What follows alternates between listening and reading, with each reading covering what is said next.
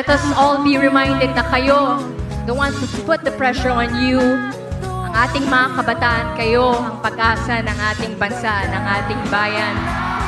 One day, kayo ang magbabago ng bulok na sistema ng bansang ito. Huwag kayong mawala ng pag-asa, huwag tayo mawalan ng pag-asa, kumapit tayo sa hope at magtiwala. Patuloy na magtiwala na balang araw, mababago din ang bulok na sistema na yan. At uunlad din ang ating mahal na bansang Pilipinas. Hindi na natin kailangan umalis ng bansa para makapaghanap ng magandang trabaho dahil nandito na lahat ng oportunidad. Patuloy natin ipagdasal ang ating bansa.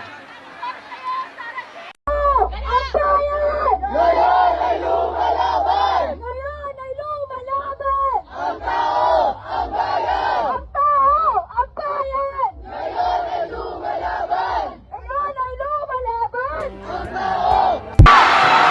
Parang panduloko sa bansa natin. Pinaiikot-ikot lang tayo. Actually, even worse. So, I think that it's alam mo, estudyante pa lang ako, I have been hoping that the country will improve, yung ano bang tawag, kalagayan ng mga tao, lahat not everybody, lahat ng Pilipino, sana maging mas mabuti, di ba? Kaya lang hindi nangyayari yon and palala siya ng palala throughout the years. So now, how many, 30-something years after, ganito pa rin. Actually, even worse. So, I think that it's time for all of us to really say something, and I hope that this today will matter, and I hope it creates a dent, at least, at the very least. So if this doesn't create any change now, I hope that in the future it does. I hope that this starts a change somehow, you know, people will see that other people are actually concerned. Because for so long, we think na wala na, kanya-kanya na lang tayo, basta nagsusurvive family mo, okay ka na. But now, we really need to move as one people. So sana, other people will hear, other people will see, and other people will follow. Ayan, salamat! Nandito ako ngayon bilang babae. Nandito ako ngayon bilang isang nanay. Bilang isang Pilipino. Ang pandarambong, ang pagnanakaw sa atin, at ang pagsira sa kinabukasan at pangarap natin at ng ating mga anak at ng mga susunod pang henerasyon.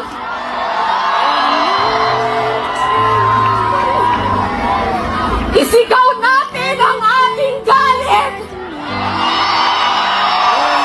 Ipahayag natin ang ating sama ng loob at ang ating panawagan para sa katarungan.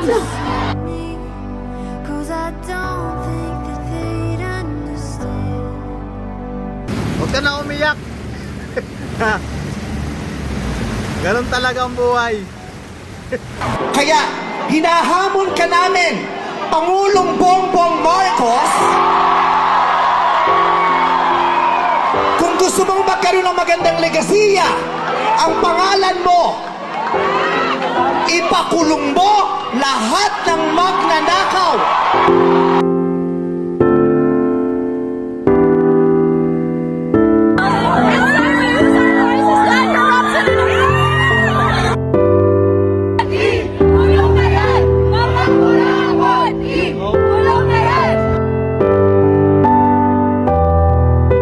Nga ba talaga ang Pilipinas? Gayong limpak-limpak ang nananakaw ng korupsyon.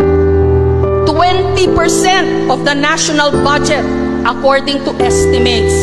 And that easily translates into billions or worse, trillions. Isa pang tanong, ang mga magkakaapelyido sa mga billboard o tarpaulin sa kampanya, bakit proud pa yata sila na ang mga nasa pwesto sa gobyerno ba ay namamana? O para na nilang napatituluhan? Mahirap nga ba talaga ang Pilipinas? Gayong limpak-limpak ang nananakaw ng korupsyon. 20% of the national budget according to estimates. Hindi pala baha ang magpapalubo sa ating bayan, kundi kasakiman. It's simple.